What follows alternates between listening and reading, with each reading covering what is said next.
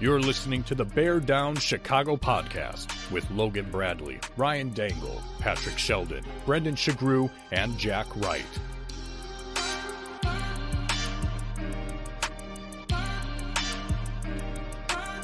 The Bear Down Chicago podcast. Yeah, we're that Bears podcast. All right, folks, welcome into another edition of the Bear Down Chicago podcast. I am your host, Ryan Dangle. I am joined by Brendan Shagrew, the assistant editor of Bears Wire, Patrick Sheldon, he's here, and Jack Wright. Now, if you want to find Brendan on Twitter, it's at Brendan Shagrew, that's Sugrue. You want to find Jack on Twitter, it's at Bear Down Jack. Patrick Sheldon, if you want to find him on Twitter, it's at P_Shells. Boys, we got such a big guest. We're going to forego all the pleasantries and we're going to hop right into it. Brendan, talk to us about this phenomenal guest. Yeah, guys, I'm so excited to bring this guy on.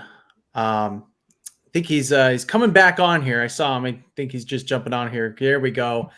This is former Chicago Bears fullback from 2003 to 2009. He is now the ESPN 1000 Bears, one of the Bears podcast hosts over at ESPN 1000, and the new Bears Radio Network sideline reporter, Jason McKie. Jason, man, thank you so much for coming on the Bear Down Chicago podcast. Happy Victory Sunday. How you feeling today? I feel good. Thanks for having me on. I had to make sure my daughter, she's having a sleepover, so her friends here to make sure they went upstairs so I could hear you guys and not a lot of noise in the background. But no, thanks for having me on, guys. I appreciate it. All good, man. So before we get into the game, yesterday was such a huge moment for you, I'd imagine. This is your first game as the new sideline reporter for the Bears. What was that like? You know, obviously different times from being on the sideline at Soldier Field when you were a player to now, but you know, what was that whole experience like for you? You know, I actually thought I would be more nervous just because it's, you know, I've done a lot of media and radio and TV and stuff like that. I've done a lot of that since I retired playing, but this is something new. I've never done sideline reporting before. So I thought I'd be more nervous, but actually when I got down on the sideline and started talking to people and a lot of people I knew that played and coached for the Titans. So it felt comfortable. It just felt like I was actually sitting out a game. And then the weird thing was just kind of reporting injuries and stuff like that, something I wouldn't do if I was sitting out a game. But it felt pretty normal. It was fun. I had a good time. And, I hope I did a good job. I think it went okay. I'm obviously as a professional athlete, you're always going to strive to do better. You're always going to work at your craft. So, it's something that I want to, perfect and try to get as close to perfection as I can. So I'll continue to work on it. But, I hope it went good. I'm glad the Bears won. It made it a lot better talking about a win than a loss.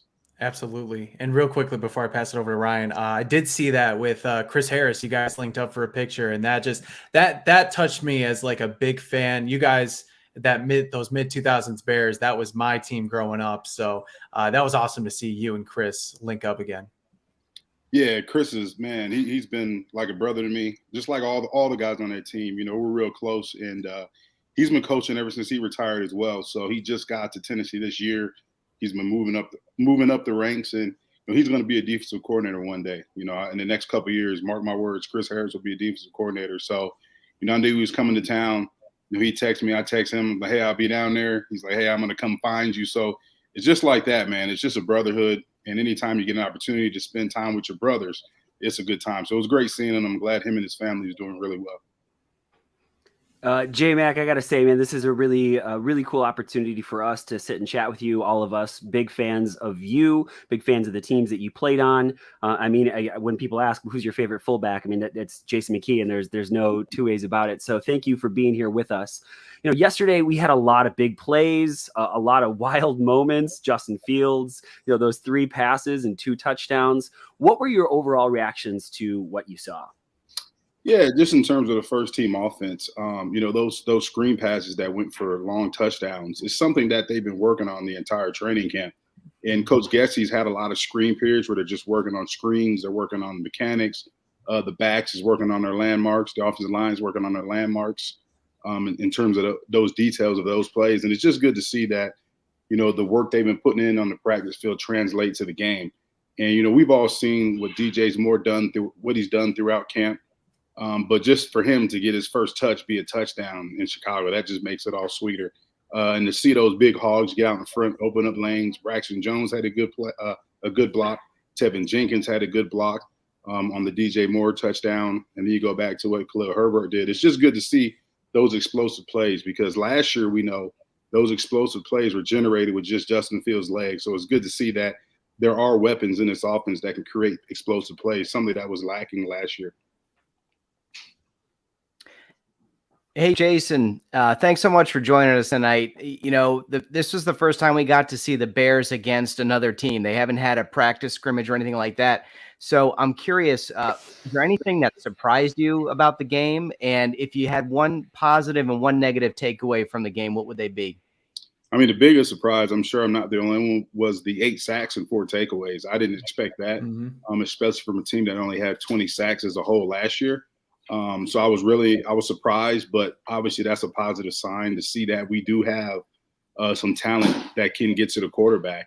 The negatives, the one negative I would have, and I don't know if it's a negative, it's just, me being a Bears fan and an analyst now, it's just I wanted to see more of that first team offense, more of that first team defense, just having, a watered down sample size of what they were able to do.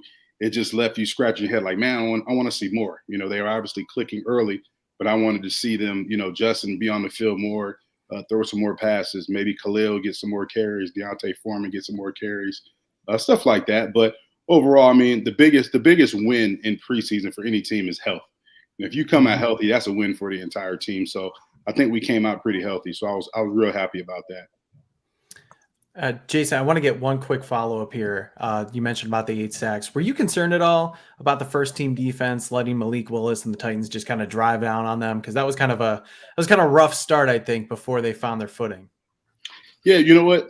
They did drive the ball down the field. I think it was a 12-play drive. But when you go back to that drive, we had 2 opportunities in which we had 2 takeaways on that drive, which they were close, and both were by Kyler Gordon. Kyler Gordon had the big hit on Titans receiver. I think his name was Chris Moore, twice actually in that same drive. So it's good to see a defense, right, that played with so much energy, so much passion throughout camp practices, but continue that passion and that energy into a game type atmosphere. So real encouraged about that. Every defender that got in the game, showed energy. There was a lot of young guys making plays, getting sacks, getting takeaways, a lot of big hits. And that's what you want to see. You want to see physicality, especially from a Chicago Bears defense. That's our trademark. That's what we're known for. So I was really encouraged to see that style of play out, in preseason game number 1.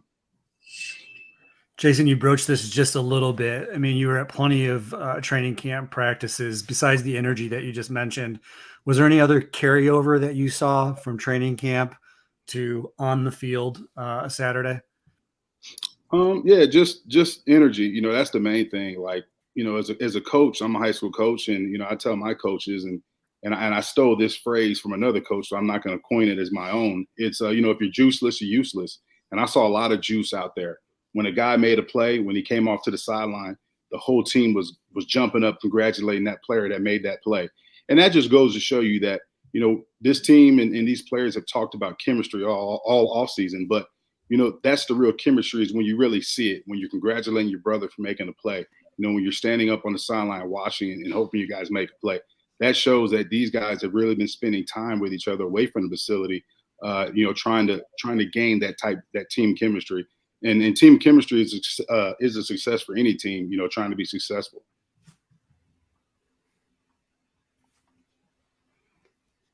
Jason, sorry about that. As a former player, thinking about preseason, thinking about, some fans put a lot of stock into it, some don't. Some, they'll put right in front of everything. It's just preseason. It's just preseason.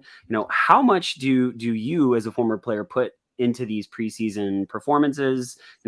Is it a segue into the season?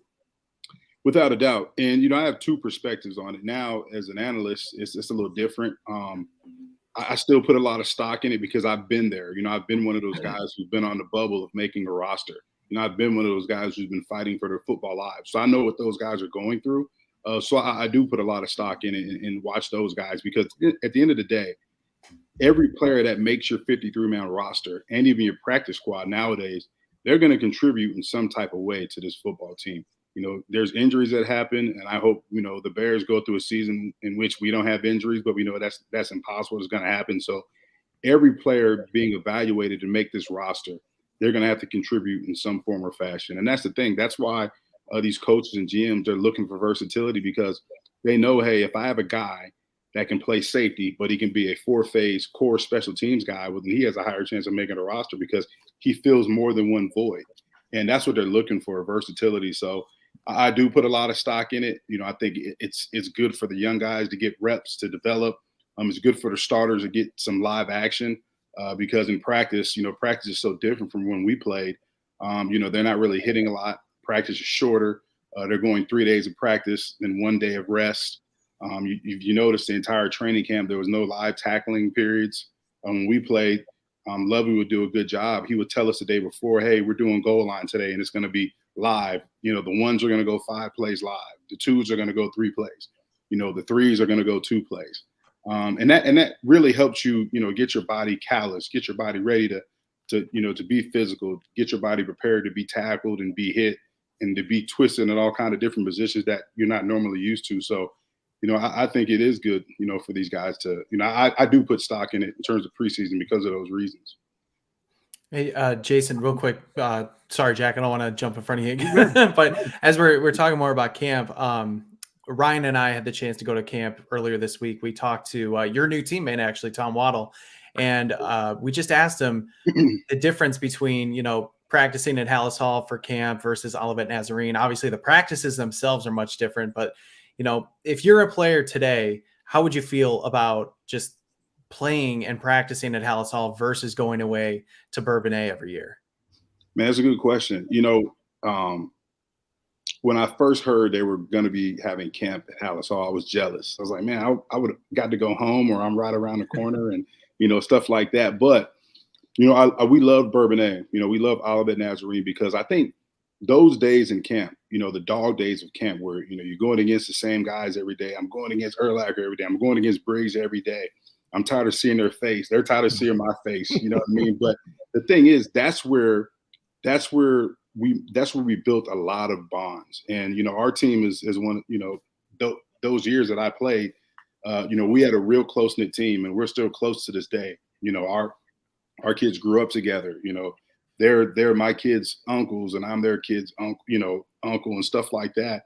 But the bonds were made in them dorm rooms, when you're off the practice field. Those are the type of things I think that these guys are missing. And I don't know, I'm not around them when they leave the facility. So they may be getting together more outside of meetings and stuff like that. So I can't speak for their teams, but for our team, I can say that, Olivet Nazarene provided us an opportunity to bond, to learn each other as men and not just football players.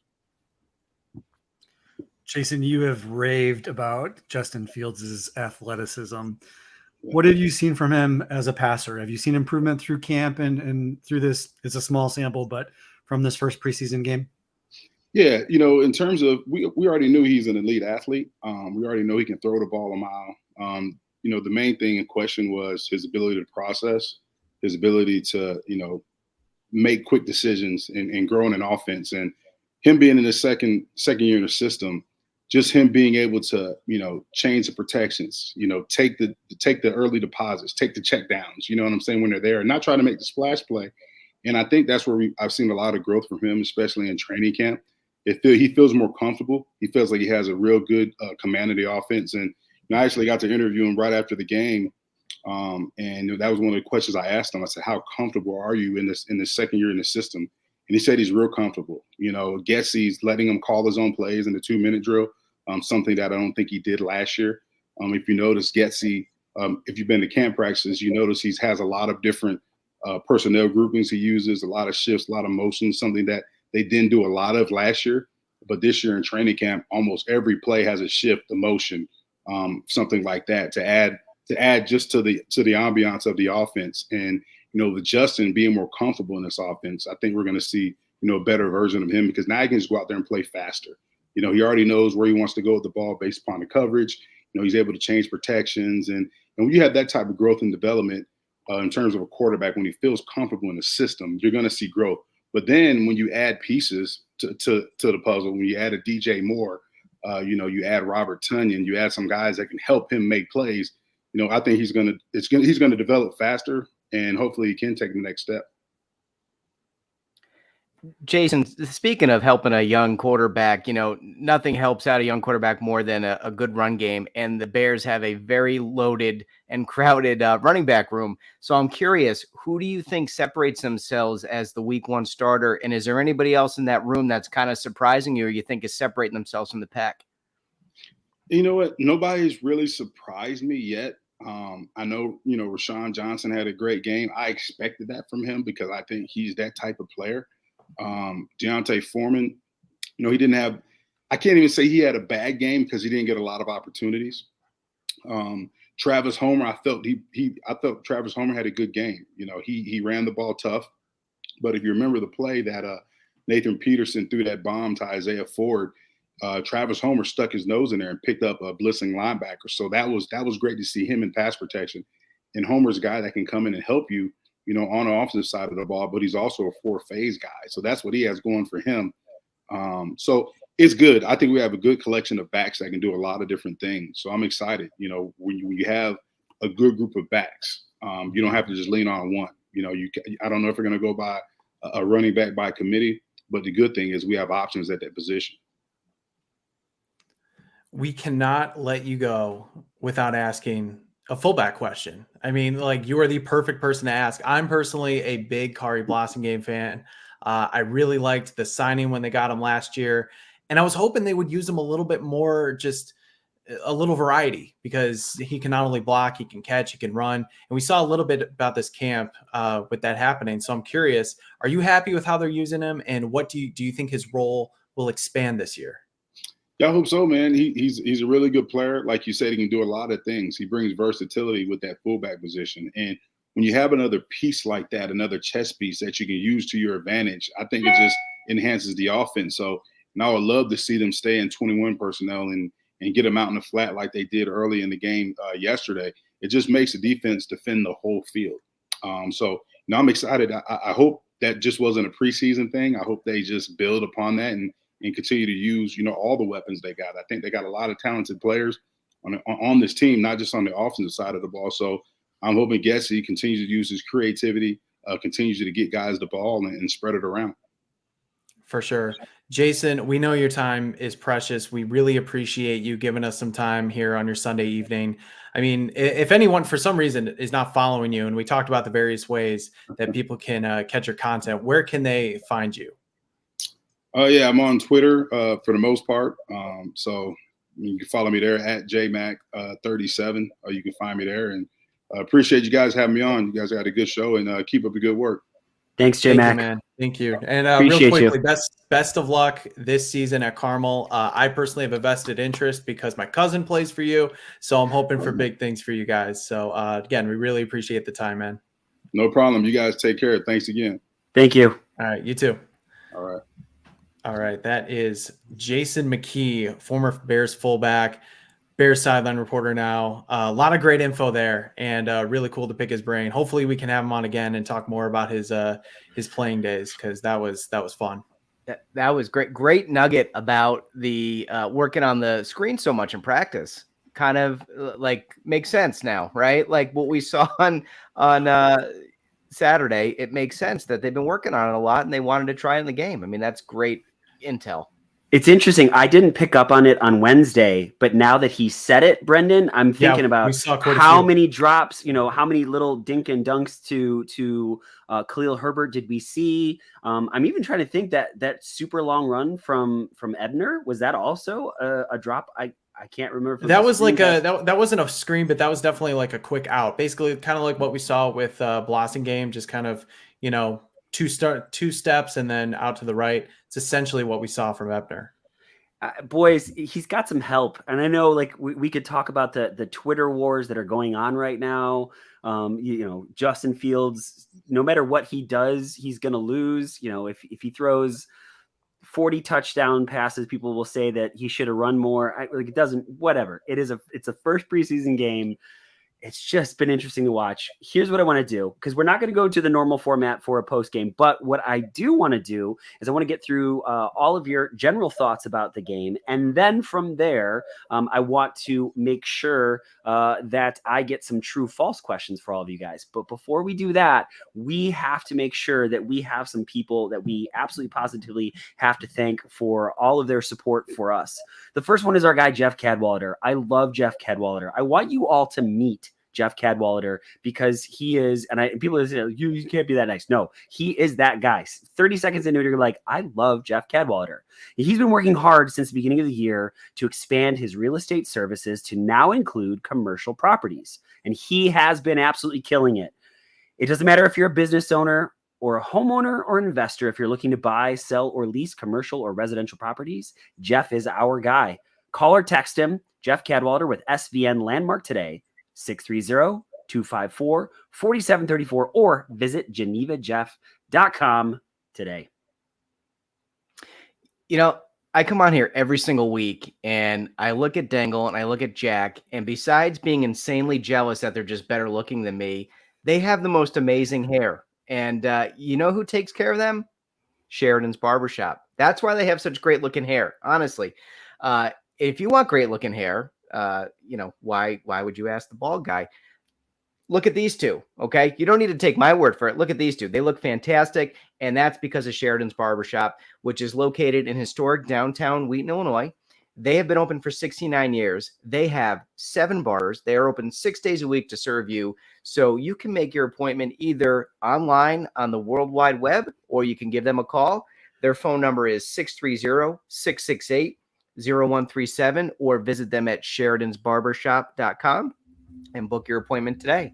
Sheridan's Barbershop, where traditional meets modern. All right, so boys, I want to get your overall thoughts on the game. Please hit me with at least one positive and one negative, but otherwise talk about whatever you want to talk about. I'm hoping that we can go a little bit back and forth. Don't feel like because it's Brendan's turn, you can't chime in. If you want to argue a little bit, let's do that, but we're not going to follow the regular post-game format. For this, what I want to do, let's go Brendan, Shells, Jack, and I will finish it up. Overall thoughts, but boys, again, one more time, please make sure you have at least one positive and one negative. You can put that at the front, in the back, wherever, as long as you get it in there. Let's hear it, boys. So I told myself this on Friday night because of just how I felt last year going into the game, or going into preseason and seeing what this team looked like under Matt Eberflus and being all hyped up that they went 3-0 and looked like the best team in football before they won the same amount of preseason games as regular season games. So I told myself I'm not going to overreact positively or negatively, because a lot can change between now and even October, let alone December. But that being said, I was very satisfied with what I saw. Once again, this team continues to play hard. They play smart for the most part. There were very little penalties. My positive, I'll say off the bat, is just the overall play of the offensive line. I was scared blankless going into this game, especially after seeing say it. I was scared shitless. I was scared shitless about what this, especially the interior offensive line, was going to look like, especially after seeing in camp with Ja'Tari Carter and Cody Whitehair. Guys were just getting in the backfield at will.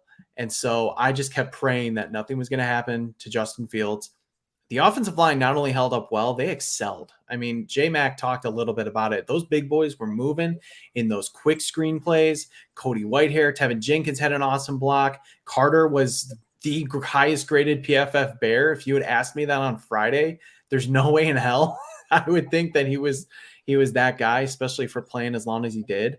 And even the reserves, I'd say, for the most part, held up. The Bears only allowed 2 sacks, gave up a net total of 6 yards. So even though those sacks didn't really, because sometimes not all sacks are created equal. You get a sack and lose 10 yards. That's so much worse than a sack for losing 1 yard. So I was so impressed pretty much by everybody. And then I'll mention Alex Leatherwood as well, playing at left guard. I thought he had a fantastic outing. And then actually Brad Spielberger of PFF said that the Bears up to Sunday morning, it might have changed, but allowed the fewest QB pressures of any team through the preseason, and that was 3. So just phenomenal job by the offensive line. And then negative, I could go a couple ways with this. Since J-Mac already said it and I brought it up, I'll go a different route. Velus Jones Jr. Velus Jones continues to squander every opportunity that he gets. Dante Pettis wasn't active. I do wonder why the Bears didn't put him at kick returner, because I do think that's where he excels more than punt returner. But he gets one punt return opportunity, doesn't realize when he should call for a fair catch, and ends up fumbling the ball just like he did last year. That cost the Bears a few games. So it's just getting really, really difficult to defend this guy. Yeah, I can't disagree with you. And I've been a Velus supporter. I really like the kid. I'm rooting for the kid. I want him to do well, but I'm out of patience. Yeah. Yeah. It's the same mistake over and over again. That for me that's the death knell. If you guys will indulge me, can I just get like 60 to 90 seconds to just talk about an alternate universe? Because it's been really bothering me, some of the back and forth that we've seen on Twitter. And I just want to like play a what if game real quick. Okay. First 60 seconds. You got it. No, 69 seconds. Give him 69 seconds. I could finish twice in that amount of time. Oh boy. And Dangle, I know you said you want the positives and negatives either in the front or the back. You just want us to fit it in. So I will promise you the front or the back, I'll get it in. Okay. Family-ish. Wherever. Family. I'm just confirming. Victory Sunday, baby. I'm just confirming what you said. No. All right. All like 12th grade humor aside. You only have 10 seconds left. Yeah. I may need a few more. So listen, that first pass to Blasingame, right? That was one of his last reads in the progression. Let's just say he tries to extend that play to get it to somebody else, or he forces the pass to somebody that's not open, like he got a lot of criticism for last year. What do we say? He had a guy coming wide open, didn't take the easy check down, and said he tried to make something out of nothing and threw an incompletion or threw an interception or whatever, right? We would get all over him for that. He doesn't. He takes the check down. He gains some nice yardage. The play to DJ Moore. Okay. A half a yard off, right? Fine. Okay. But how about last year when he hits Dante Pettis in the hands to extend a drive against Miami? How about when he hits Darnell Mooney in the hands to beat Washington and he drops it? How about when he hits Amir Smith-Marset in the hands just about every single game and he drops I forgot about that guy. Okay. He was on the team last year. Yeah. Yeah. So this is why you go out and you get a number one wide receiver, because he can, when you don't make the perfect play, he can bail you out of that. He can also make the pedestrian play.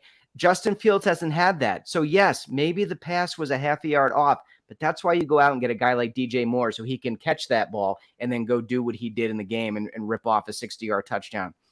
The last play of the game, or the last play pass from Justin Fields.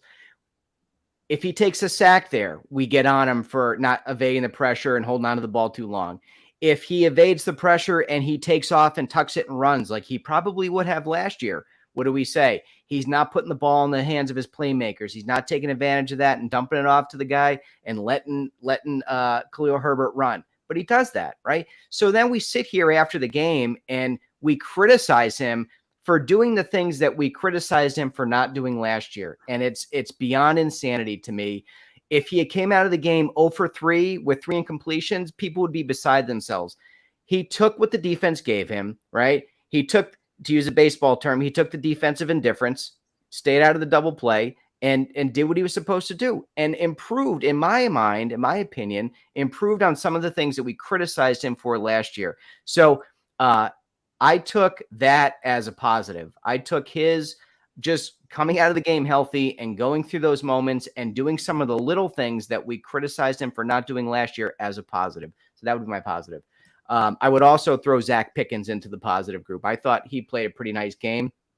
Was really happy to see that, especially as a hometown South Carolina guy. Really, really happy to see him have a nice game.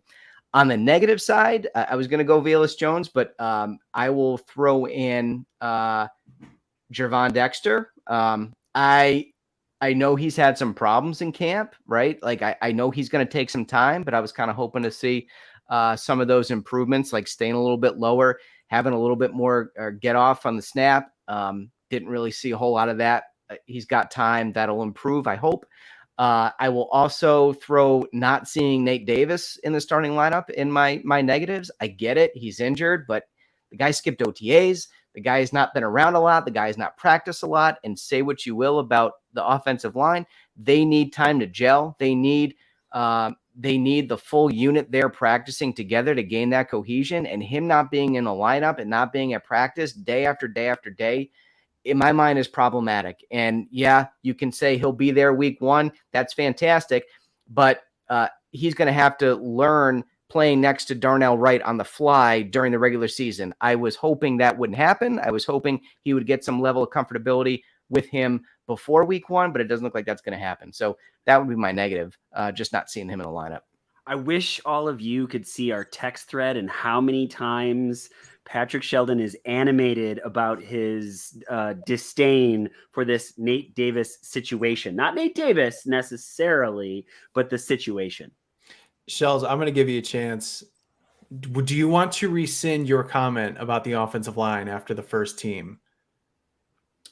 What do you mean after the first team? Basically, so after the Bears, I think they scored either once or twice, and we were all celebrating. You said this blanking O-line.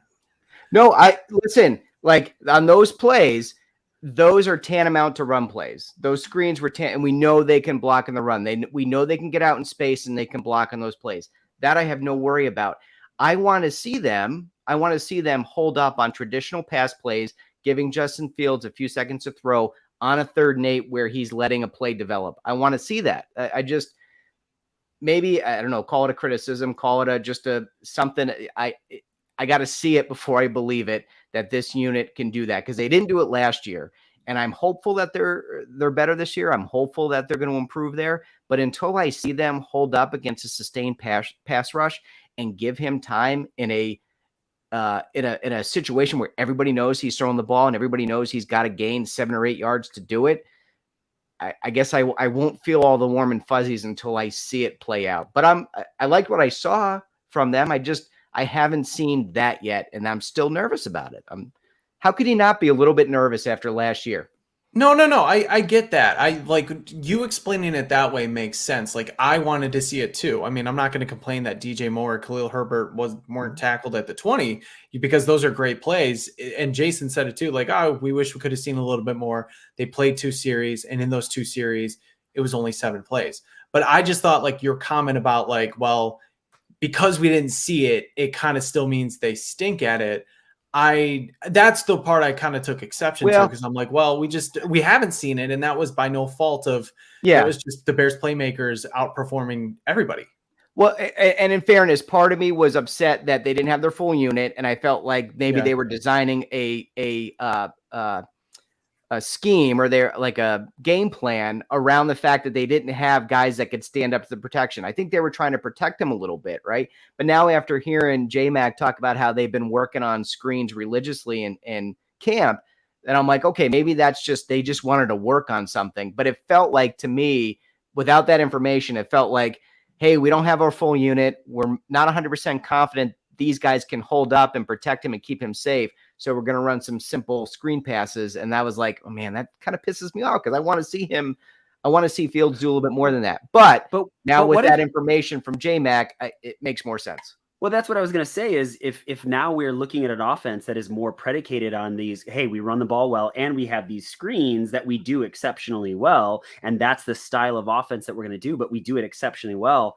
Like, I'm okay with that. Yeah. You know, I mean, I get exactly what you're saying. Like we're so anxious to see an offensive line that can hold their blocks, that won't get their quarterback killed on a regular basis. Yeah. But at the same time, I think that's exactly what Luke Getsy was doing with this game plan, which, Shells, you and I talked a little about in our thread, is how do you keep him safe when you already have all these injuries on the line? Don't put him out there on an island with a patchwork offensive line. Exactly. You know, it makes me think a little bit too about, you know, how bare the cupboard was at the offensive line, how really terrible it was, dragging 2 guys off the streets 2 weeks before the season, those two guys saw a lot of playing time. And then it speaks to the time that it takes to begin to accumulate the talent in the building that can then fill those positions. And then the time it takes to make sure that they are healthy and can gel together. I mean, really, when you look at the big picture of offensive line play in the NFL, it's a bit of like the planets aligning. We know this, right? It's not just going to happen overnight. And but I also do think there is some benefit. What I like about Chris Morgan is like you're not wrong about Nate Davis, but I feel like Chris Morgan takes those opportunities to plug and play guys as much as humanly possible. And guess what? There are so many injuries on the offensive line over the course of a season that there is a lot of next man up going on that offensive line. And it's proven to be pretty effective, at least in the run game last year. But I agree with you. It really would be nice to see if they can protect him on a nice, 5-second count, for a mid to long range ball in some specific instances. Jack, great point. I just want to say, it hit me when I saw that additions and subtractions graphic they threw up. Yes. The Bears. I was like, when you're living it, you're like, yeah, they've made a lot of moves. But then when you see it, you like who they took away and who they added, you're like, oh my gosh, both did a lot of work this year. Right. And the other thing I would say too about the offensive line, I really like what Brendan said about Carter, because I've talked a lot about how I like this specific coaching staff talking about drafting and developing. And we kind of forget about some of the guys that they've drafted over the course of this short period of time. But Carter's one of them. There's guys on the roster that could produce in some way on Sundays. I want to see, as time evolves, more and more of these guys that they've accumulated actually produce. We saw that with Carter and we saw that with Leatherwood. Great signs. Signs. A little bit with Doug Kramer too. A little bit. Agreed. Right. He looked pretty good. He looked pretty good down the stretch. Let's just really go ahead. Sorry, Jack, just really quick on Carter. That is a massive human being. And sometimes you forget it. Right, and then we happen to be up close to him. And then Brendan and I are looking at him going, he's not even the biggest guy out there. And just I had to do full neck tilt up to look at that dude. Sorry, total sidetrack. And I'm not kidding. When we were there on Wednesday, especially when it was more full team drills, it was more of the full speed. He was getting beat every single time. And I was like, if this guy has to start a game, there's no hope. But I mean, the fact that he is getting those reps and he is developing, it is such a great sign. So it's good for him with Davis out and Patrick. So, I think you bring up a good point about Chris Morgan, your guy. So what do you think it is? Because just real quick, guys, Josh Schrock, who we've had on the podcast, does a great job. Had an article come out recently that I screenshotted, I think, and put on Twitter. Go check it out. It's fantastic. He raised some concerns about the level of play from the offensive line in camp, more so the interior offensive line, but he said the tackles didn't look that much better. So I'm curious, Brendan, from your perspective, you're saying that he got beat pretty badly in camp when you were there. We've heard some reports that the offensive line hasn't looked great in camp. What do you think changed from then to game one? Was it just the level of competition they were going up against in the Titans? Do you think they're just truly working on stuff in camp and it was just a different, approach for game one? What do you think it was? I've been thinking about this, and part of the answer, I don't think there's a one true answer, but how I rationalize it is that these guys have now competed against each other time in and time out, and they know each other's tells, they know each other's strengths and weaknesses. I mean, it was kind of like Bizarro World. I mean, I talked about Carter, but we also saw Javon Dexter really rise up during camp, and he was becoming a nuisance, whereas I didn't see much of anything of Zach Pickens. And then all of those roles reversed on Saturday. Zach Pickens was the guy who was making plays, and Javon Dexter, he had some moments, but there were also some moments where he was just completely taken out of a play. So I think part of it could be that these players have, competed every single day for the last 2 weeks, 2+ weeks, and they just know what each other can do. I will say, and again, I've only been there for 3 days, and one of those days was really just like a glorified walkthrough with Jack, but I was impressed by the tackles. I was hopeful with the tackles. You could see Darnell Wright's athleticism, the quickness. Braxton Jones was holding up much better against defenders. My biggest concern with Darnell Wright was the false starts. guy just kept jumping like every other play. And so I was also kind of afraid that, well, we're probably going to get a false start penalty, and he was fine in the 7 plays that he played. So that's my best guess. It could also be working on different things too, different, looks and coverages, and the Bears trying different things out. But I don't know if it's one true answer. It also could be the Titans' defensive line's not that great either. They didn't have Harold Landry. They didn't have Jeffrey Simmons. 2 of those guys are, could be game wreckers. So a lot goes into it, I would say. I thought I heard pregame. I thought I heard that they did not start any of their starters on defense. Or I think that's the case. Sure. Yeah. So, Jack, I want to make sure that we keep this thing rocking and rolling. Is there anything positive or negative that hasn't yet been talked about with the game that you wanted to get after? Briefly, after the first drive, I was concerned about the defense. You tweeted it, Ryan, and I thought they were A, out of position, and B, the technique was really terrible. I'm going to chalk it up to maybe just first game adrenaline and jitters, because then all of a sudden they settled into playing some pretty darn good defense. And I feel like people are concerned about the defensive line, but I look at it like they have accumulated almost a Swiss Army knife of talent. They've figured out ways to find pass rushers. They've got guys that can plug holes like Andrew Billings and Jones. They have all types of different interior and exterior D linemen. And I do think as it progresses, we're going to see that unit be better than is expected. And I think we saw a little bit of that as a positive in the game on Saturday. I was, in terms of negatives, I feel like Flus has done a pretty good job with the drip, but his t-shirt game on the sidelines was rather pathetic and weak. I just feel like sometimes even the best of us, we just grab the first clean t-shirt we find and we roll with it. But I feel like he was misguided in that choice. And this one may be controversial. I'm a little concerned, but I thought it was a great thing that Vrabel handed over the head coaching role to his assistant coach, who was an African-American. And I like Adam Amin, but I just felt like the constant mentioning of it made it feel like it was a token or something. I guess big picture, what I really would love, I think the idea of it is a great idea. We've heard other coaches that have done it as a means to get exposure for assistant coaches in the league. All of that, great, absolutely behind it. I can't wait till we don't have to talk about it anymore. That's what I hope. I hope for a day when it's just not brought up as a conversation, because we are hiring coaches for the caliber and their ability to coach, and it has nothing to do with their skin color. I don't know if I made myself clear on that, but I didn't feel like it was handled well on the broadcast, but I thought Vrabel did a great job allowing the opportunity. I think maybe, and I'm just speculating here, I don't know anything, concrete, but I believe Adam Amin is, of some Arabic descent. I think, I could be wrong, so I apologize, but maybe he was just kind of also pointing it out because he's talked a little bit about his diversity and coming up through those ranks and, really, talking about having to work harder. And I know he and Adam Abdallah of ESPN 1000 share like a friendship of that, because Adam Abdallah is Egyptian, and so he talks about his heritage. So maybe Adam Amin was just trying to, really point out like, hey, as somebody else who's a minority, like I appreciate this, and, trying to call attention to it. So again, I don't know, but I could kind of, see that as a thing.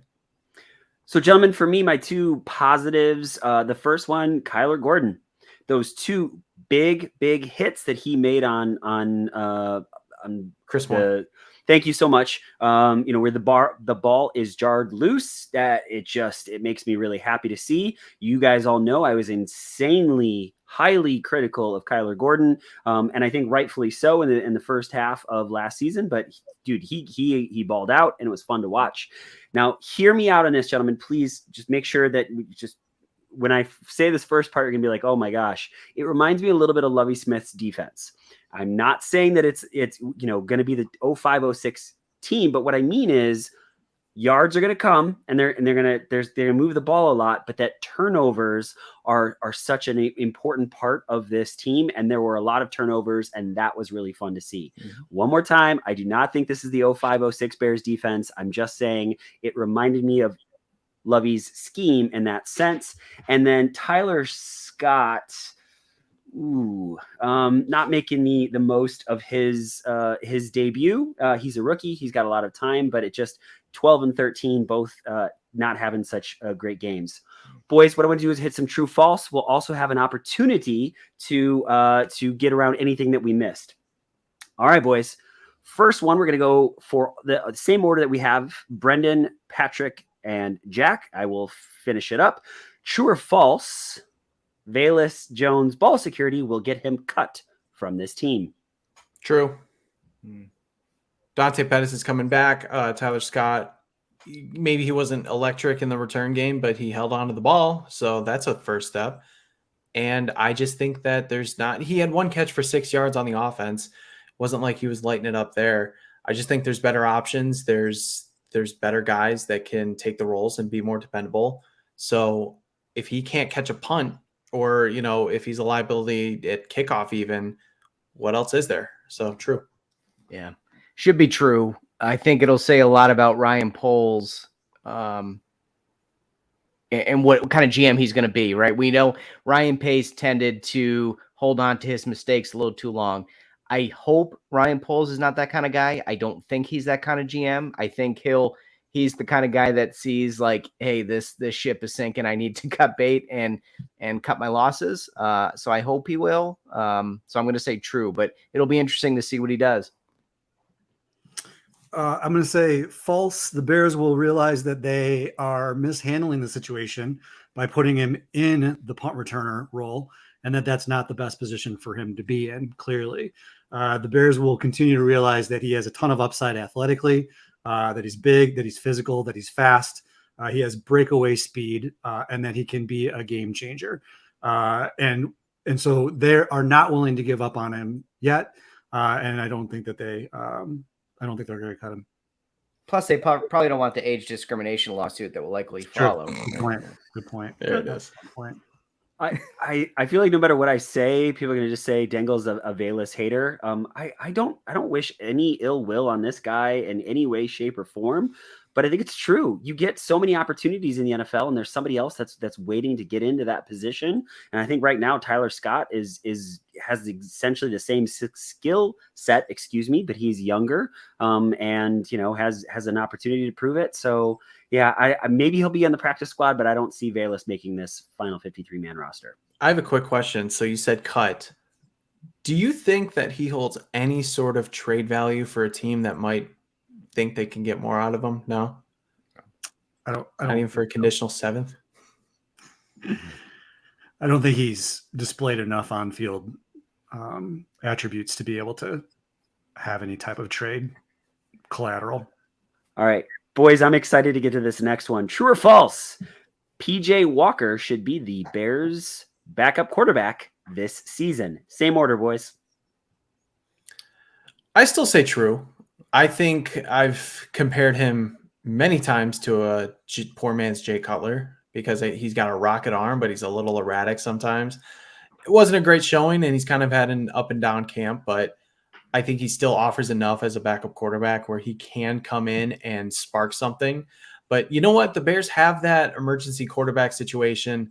I know that, the NFL has implemented that. I know that's also in case of injury, though. So the Bears could carry 3 quarterbacks, but only the third one gets in case of injury. But I still say true. I think people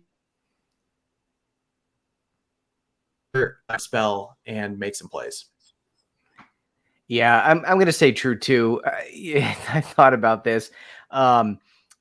If Justin Fields goes down, knock on wood, God forbid that should happen, the Bears are screwed either way. I don't think it really matters. I think you want somebody in the backup role who's a veteran, who's professional, who can mentor Fields, who can help him in the film room. That's what you're really looking for in this scenario out of a backup quarterback. If you're thinking you're going to have a backup quarterback who's going to step in and we're not going to miss a beat, or we're going to be able to sustain a Justin Fields, significant absence, it ain't happening. So I don't see any reason to take him out of that role. So I'm going to say true. He stays as the backup quarterback. I will also say true, mainly because it's so early and it's just one showing. He does have terrific arm strength and he's got experience in the NFL. I could see, honestly, if the Bears figure out their pass blocking and are able to protect a quarterback, this might sound crazy, but I could see him making a case for Peterman. I mean, and I don't even love Peterman. I know that you do, Brendan, but he had the best throw of the day. I mean, he had the best downfield throw of the day without question, and also has a ton of experience. With better protection, I could see him being a serviceable quarterback, and perhaps less of a turnover risk. I would actually push. I'll push back on that. I think Tyson Bagent. Am I saying his name right, Brendan? Bagent. He had the best throw of the game. So he's throwing outside to his right. Was it third down, fourth down, whatever it was? I thought that was a phenomenal play. And I'm still saying true that PJ Walker should be just because his experience. But I want to see Tyson. I didn't think he looked great when I saw him in practice, but I thought he had a couple throws that were really, really nice. Maybe you find a way to give him a couple more.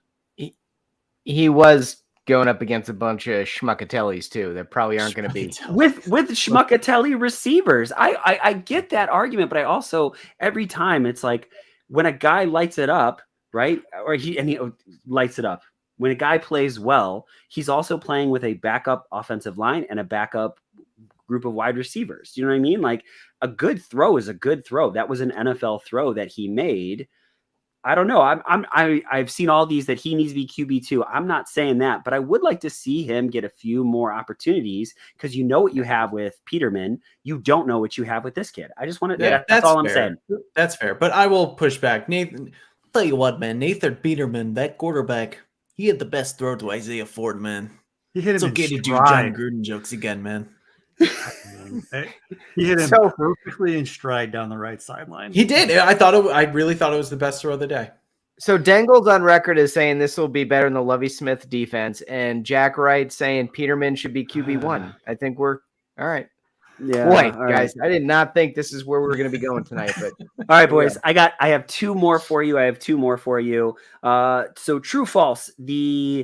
You, as Bears fans, should be concerned with the injuries on the offensive line and defensive line. Same order, boys. That's tough. I don't want to tell anybody how to fan. Me personally, I am not concerned yet because it's still August 13th. I do understand what Shell said. I get what you're saying about Nate Davis and Lucas Patrick, especially. I'm just not there yet. Now, if we get to the third preseason game and these guys still aren't practicing, they're not practicing as part of the Colts, then I'll be concerned. And you know what? You can say I was wrong, whatever. I just can't get there yet because we still have a full month to go and a lot can happen before then. I'm going to say true. The Bears aren't very depthy. Is that a word? Depthy? No, it is. No, it's not a word. Sure. I don't think it's a word. But they don't have a lot of depth. Okay, so they need all hands on deck all the time. They need everybody to be pulling on the same side of the rope. And I don't know. They can't afford these kinds of things to happen. Tevin Jenkins is not very sturdy, right? Like, God forbid he goes out. I hope he stays healthy all year, but he hasn't shown that he can do that. And then Nate Davis, I mean, I don't know, man. Like, the more I'm reading, he's kind of been doing this during his time in Tennessee. Is that why he fell out of favor with Mike Vrabel, right? And he skipped OTAs, so he's kind of, I get it, he's a veteran, but I go back to he has never played alongside of Darnell Wright, who's playing playing alongside of a rookie. Like, offensive line more than anybody needs that time to gel and develop some cohesion, and they're missing key reps right now. And so I think Nate Davis will step in week one if he's healthy, and Nate Davis will do okay for Nate Davis. But will Nate Davis know Darnell Wright's tendencies? Will he know when he needs to help him, what he needs to do to help him without some practice time? So yeah, I'm concerned. They don't have the depth. They need to get healthy. They need to get practice time. This is not a team that's like, okay, we're the Chiefs. We can just kind of hang out and be ready to go week 1. Like, they're not good, guys. They're not that good of a team yet. They need this time. They just do. To your point, Nate Davis has played all 16 or all games. He played 16 games once in his 4-year career. I think you make great points. I'm going to say false. It's camp. I love you, Jack. Yeah, I mean, great point. I mean it that you're right about spending time in camp to develop chemistry. We've talked about that all the time, and that is legit. However, just in terms of like the big picture of injuries, as we're talking about those, we're talking about guys that are probably a little bit sore, a little bit beat up. It's a super physical sport. Maybe it's a deep bruise, maybe it's a tinge in a hamstring. Maybe it's a pec or something like that, right? At the risk of speaking it into existence, to my knowledge, there has been no discussion or revelation of any major injuries of any kind, to my knowledge. We got out of Saturday's game healthy. We've got some guys that are sitting out and maybe on the elliptical or doing whatever and getting treatment on occasion. I'm okay with that. Now, if we get to week 1 or we get through a couple more preseason games and there's discussion about their availability or some type of more severe injury, definitely red flags for me. I'm worried. I say true, but moderately. I'm only moderately worried at this point because, Jack, I think your point is incredibly well made. It's just there's nothing that's being reported just yet. But Patrick Sheldon made an excellent point is they're not depthy. There's not a lot of good depth here. And if we go back to last year where Justin Fields is running for his life, why did he have 1,000 yards rushing? It's not just because he's an amazing athlete. It's because his offensive line stunk and he had no other option and receivers kept dropping balls, right? So, one of those problems has been addressed, I think, in a very good way. But the other one, man, Nate Davis was a good signing. It didn't blow my hair back. I was the guy that was critical on our text chain to say that Ryan Poles hasn't done enough with the offensive line yet. And that's just how I feel about it. All right, boys, this one's going to get you guys riled up. That's why I saved it for the end. And I'm very anxious to see what happens. True or false? Packers fans, as well as Hub Arkish, have legitimate criticism of JF1 for air yards. Same order, boys. They have. So the question is, they have legitimate concerns. Legitimate criticism. Criticism. Is their criticism legitimate is what you're saying, right? Okay, false. Yeah. No, they don't know shit. Next. I'm serious. I'm not entertaining it. I don't care. I do not care. If you want to dissect it, fine. Like, there were 3 good plays. Who cares? 7 total plays. Go bitch about it somewhere else. I know, Shells, you've been fighting the good fight. I respect you, but I don't care. Like, you want to dissect everything. I know what I saw. I saw an offense that made the most of their opportunities and scored 2 touchdowns on 2 possessions. Yeah. I think I said it was going to get you guys all riled up, and I didn't expect that Brendan was going to get the most riled up. That makes me happy. Sorry. Oh, Shells can top me. They can all roll it up real tight and shove it right up their catooch for all I care. They're absolutely morons if they get riled up about what the Bears did on offense.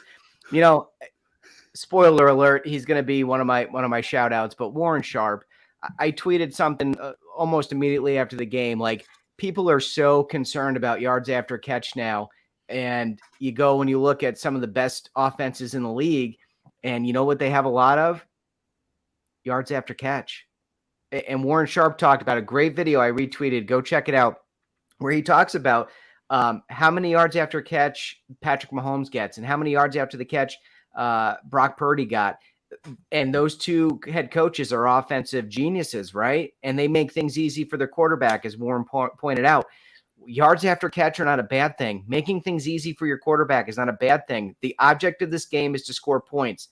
Score more points than the other team, win the game. That's good. Okay? So I don't care how the Bears get into the end zone. It's like this idea like, I texted, like, it's almost as if you said, well, I like home runs, but only if they're more than 450 feet. If it's like a 400-foot home run, I don't really like it because it's not really – I don't care. I don't care. I don't care if it's a home run in 29 ballparks. I don't care if it's a home run in 6 ballparks. I care if it was a home run in the ballpark and they're playing in. Okay. Is it a touchdown? Yes. Does that count as 6 points? Yes. Does that make the Bears better? Yes. All right. That's it. Like, it doesn't matter. So they can all really like shove it up their ass, because I'm tired of it. These context crusaders that want to come out this year and talk about, all the context of JF1 stats, but they were conspicuously absent last year. Where were all these Packer fans last year when we want to talk about the context of why he didn't have many yards per game because of the terrible offensive line, because of the terrible receivers?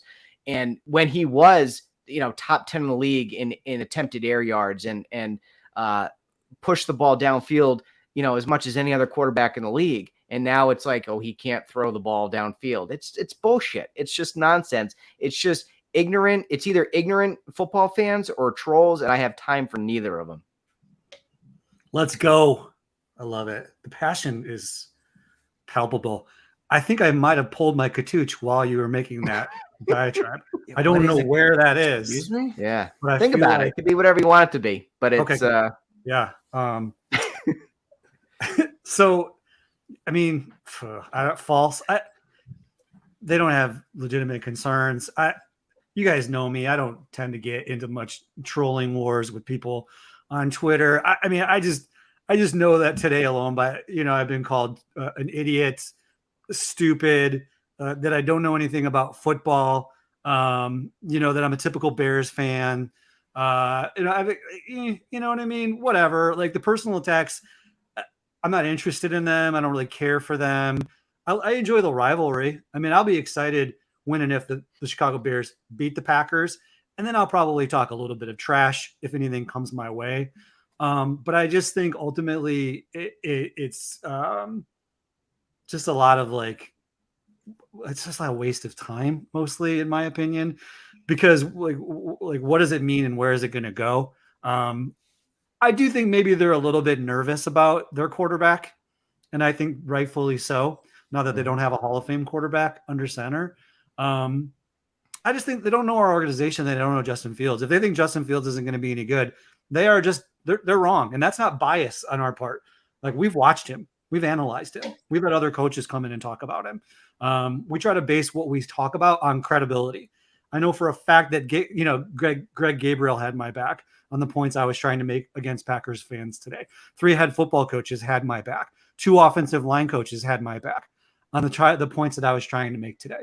So, ultimately, do they have legit, criticisms or concerns? I haven't seen one, because if they did, I would love to dialogue about it, because I do dialogue with people on Twitter, but I haven't seen one yet that's credible. Real quick, there's a great phrase in the legal community. They say, when you've got the facts on your side, argue the facts. When you've got the law on your side, argue the law. When you have neither, pound the table. And that's what the Packers are doing. The Packers fans, they're just pounding the table. They got nothing. Yeah, I'm going to say false, but there's not much that I can say here other than I try not to talk smack before the season even starts. Frankly, we don't know what Jordan Love is going to be. I don't think he's going to be very good, but I don't know that. I thought the Seattle Seahawks, Jack, to your point, when we talked to the guys that rode the Lions, I thought they were going to be hot trash and the Bears were going to be okay last season. Both of those things were incorrect, right? We don't know what's going to happen. I have no idea what's going to happen week 1. I'm probably leaning towards the Packers are going to get a win because they're probably better top to bottom minus the quarterback, but who knows what their quarterback is going to be? Nobody knows at this point. And I just, I just want to watch football. And I just don't understand why it just every conversation, every pass, every play devolves into a name calling. Just at one point and I share this with these guys. I had a Packers fan that threatened to kill me after he fornicated with my mother, and that Jordan Love was going to fornicate with my mother. Bro, what are you, dude? Chill out. It's sports, man. It's a game. Chill out. Yeah. Was he the sloppy seconds in that scenario? Just, is he owning himself too? I'm just curious. So we were family-ish episode, but that podcast just out the window, gone. All right, boys. Anything that we missed? This has been a nice long episode. Anything that we have missed?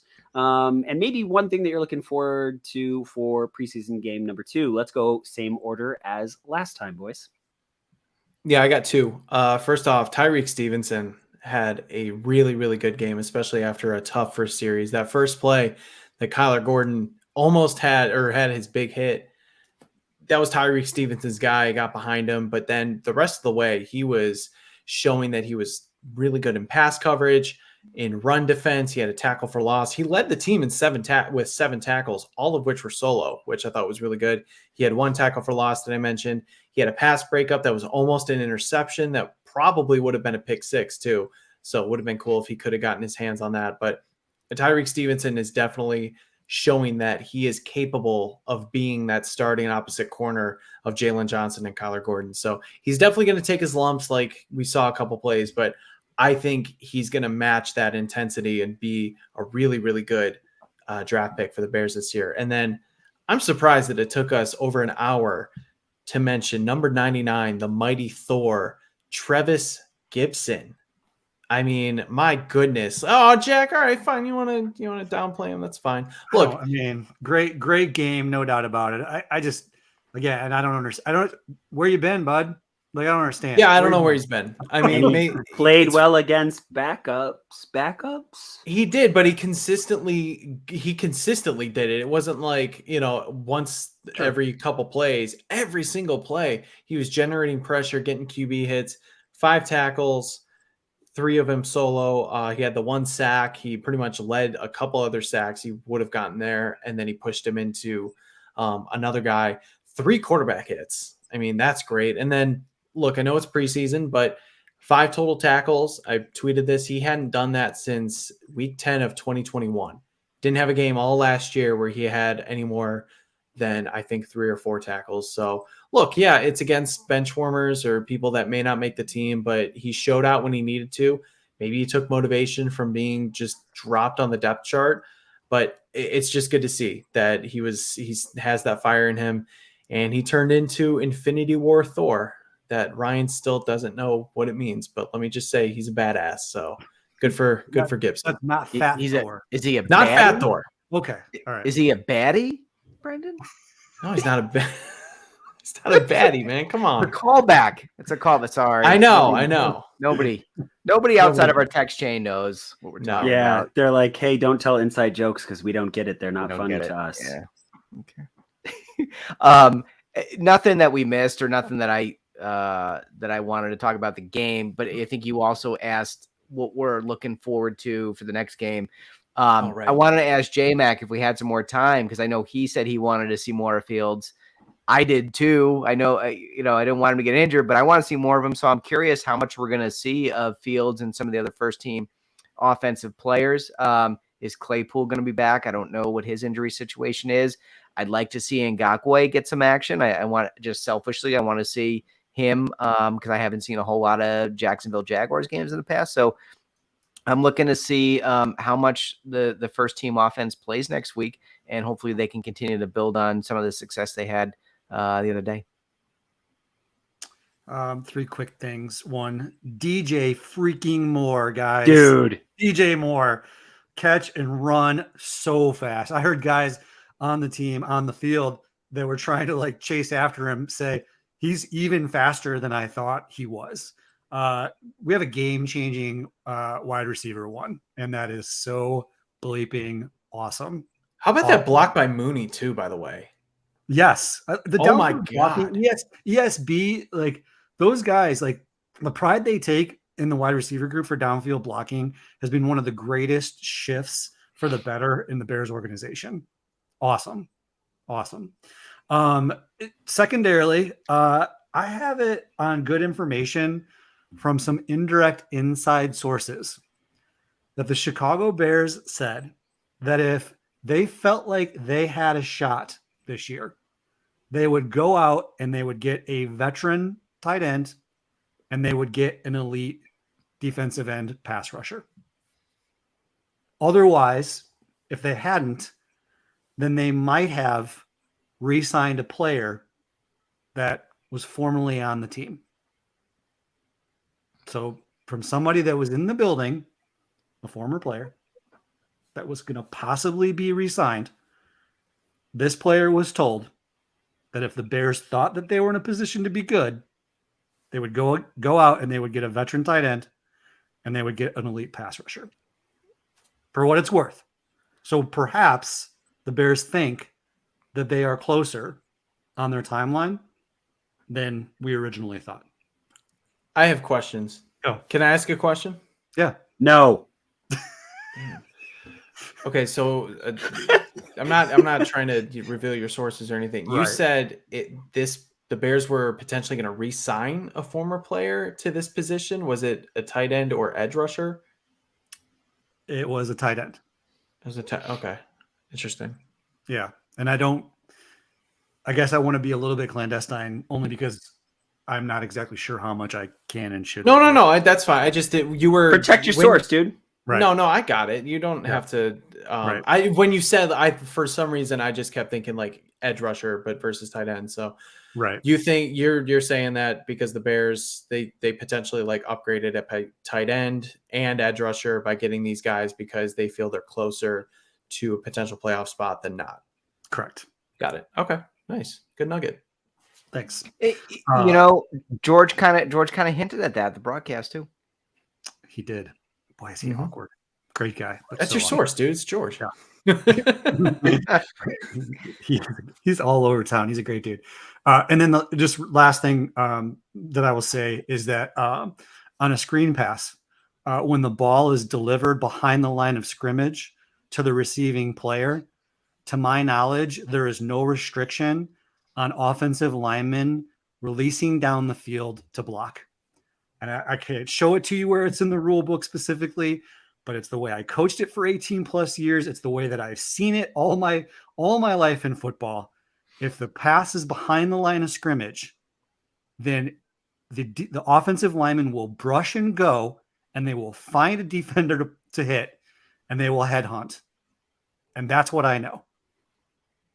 Full stop. I'm anxious to see running back, how this shakes out. I'm looking at this running back depth chart, and there are 5 guys. Well, okay, 4.5 that I think that I'm really, really excited about. And so it's when you start looking at Khalil Herbert, Donta Foreman, Roshan Johnson, Treston Ebner, and Travis Homer. I mean, I think all of those guys have had success in one way or another. And so I'm very anxious to see how that shakes out through the rest of the preseason games. I don't know if that's on anybody else's radar, but I'm very excited about this running back room. And if the Bears showed anything last year, they can run the football. Maybe they find a way to make Justin Fields run less often or need to run less often. And yes, it stinks not having Demo, but that's a pretty good list of running backs, and I'm excited to see what happens with it. Boys, it's been a fun episode. Let's get to shout outs. Let's get out of here. You know what? Why change a bad thing why change a good thing when it's going well? Let's go the exact same order. So let's go Brennan, Patrick, Jack, and I will finish it up. Shout outs, boys. All right. My shout outs are all specific to one thing, and it's people who not only take the time to read my stuff on Bears Wire, but those who really just say retweet and say like, oh, this is good stuff from Brennan. I really appreciate it. Even 4 years after doing it, I get a lot of anxiety about sharing my articles because I just feel like sometimes I miss things or, people aren't going to agree with my thoughts, but just to have certain people really just say like, oh, this was great. This was good observations and all that. It really means a lot more than anything because again, I just second guess myself sometimes. So I just want to give a shout out quickly to Michael Piff, Jeremy Layton, and my guy B Schultz. All 3 of those guys I love communicating with. Big Bears fans. Of course, Jeremy used to write with the Post. I think I don't know if he shared. No, he did share. He's with the Daily Mail now. Michael Piff, of course, with WGN Radio. And then B Schultz, just the biggest Mitchell Trubisky fan out there. I totally disagree with that, but he's a really nice guy, and I love going back and forth with him. So to you 3 guys, thank you so much for the support the last couple days. It truly, truly does mean a lot. So I just wanted to give some love to those guys. Brendan, you do great work. And if anybody disagrees with your take, it's because they're complete a-holes, and no other reason. So that's it. That's it. That's it. My shout outs, I have 3. I've shouted this guy out a bunch before, but he's just always the voice of reason. And if there's one person I need to meet on Twitter and have a beer with, it's this guy. I feel like we were separated at birth. We're kindred spirits. We are so simpatico. You may know who I'm talking about. Unfaltering One, used to go by Frozen Warrior. Just like every time I get a tweet from him or a retweet or something or a message, it's always spot on and brightens up my day. So shout out to you, my friend. Hopefully we can share a beer at some point in our lives. The second one, I teased it a little bit before. I know you guys were all excited about my shout outs, but Warren Sharp, he is at Sharp Football, had that great video about yards awesome. after catch. I want you to go check out. Very good. Very good. And then the last one, I don't think he's on Twitter, and he's kind of a big deal. Kevin Warren. I want to give a shout out to the Bears president. So cool. So cool. I know that the recent story is very cool, and I'll get to that in a second, but I just want to say overall, like what a stark contrast from the Bears' last president to this president. This one is so much more present. He's so much more available. He's so much more out in the public eye. He's so much more ingratiating to the fans and welcoming the opportunity to be the Bears president and understanding what that truly means and how to connect with the people that make the Bears what they are, which are the fans. And I can't tell you like how much I appreciate that.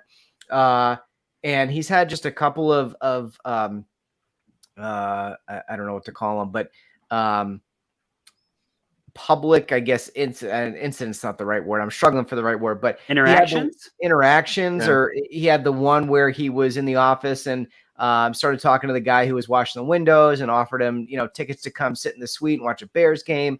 And then just recently, the other day, I can't remember when it was, but the Bears posted the video. If you want to go check it out, Nicole Mitchell, a deaf single mother of 3 from Cook County, who I think he met at the Bears Care Back to School Fair, and told her he would pay for her and her family's rent for the next year personally. This is not a team thing. This is a Kevin Warren thing out of his own pocket that him and his wife was in their heart to do, and they're going to do it. And all the things that he's got on his plate, right? And it's easy to get lost in that and just focus on the business of the Bears, but he truly gets what the Bears mean to the community and what he means to the community and how he can make an impact in the community. And so kudos to Kevin Warren. You're doing a great job. And I can say this Bears fan is proud that you're our favorite team's president. Hear, hear. Very nice. That was very nice. A couple of shout outs for me. I'd like to shout out Greg Gabriel. He was right there in the trenches with me all day today during my heated Twitter war with the Packers fans. So thanks, Greg Gabriel. 30 plus years NFL scouting, 9 years as a scouting director, apparently some NFL background. I want to use our guy, Scott Schwartz, correct? Scott Schwartz. Thank you. As kind of a symbolic representation of a shout out. He's a teacher. To all the teachers, thank you to those of you who are going to be teaching my kids and our listeners' kids and Shell's kids. And thanks to all the teachers. You're doing God's work this upcoming year. We appreciate you greatly. Teach on, teachers. Shout out to you. First one goes to Brendan Shagru for bringing me along to my first Bears training camp since the Bears were at Olivet Nazarene. I had a blast, Brendan. It's fun hanging out with you, dude. And, we don't do enough of it, but, life is difficult to do that sometimes. So thank you very, very much. I don't know if you guys saw this, but Derek DeBear from Scotland, from Glasgow, Scotland, He got a personal shout out from Jared Payton, who recorded like a 2-minute plus video because Derek is coming to his very first Bears game in the United States, week 1 against the Packers. And so he's super excited about it. He's hoping that he and I can connect, but we're a little bit worried just because, baby dangle number 2 is coming pretty quick. So we'll see when that might happen. So this one goes out to Derek and Jared. Thank you so much for that. And then he just goes by Eddie. So it's at Eddie B2. I love Eddie. Eddie's my boy. Awesome. We've had some great interactions and some really fun stuff. And so Eddie, shout out to you. For all of us here at the Bear Down Chicago podcast, we know you could get your Bears content anywhere. There's so many good podcasts out there, but you've chosen to hang out with us. Folks, thank you. Thank you. Thank you. Thank you. Thank you. Thank you. Thank you. Thank you. We are very excited about this season covering the Bears. It's going to be a lot of fun. If you could do a couple things for us. Number 1, please subscribe, whether that be on YouTube, whether that be on Spotify, whether that be on Amazon Music, whatever it is that you get your podcast, please hit subscribe. Also, if you can hit us with a 5-star review, because that really helps to widen our audience. For all of us here at the Bear Down Chicago podcast, thank you so very much, folks. And as always, Bear Down Chicago.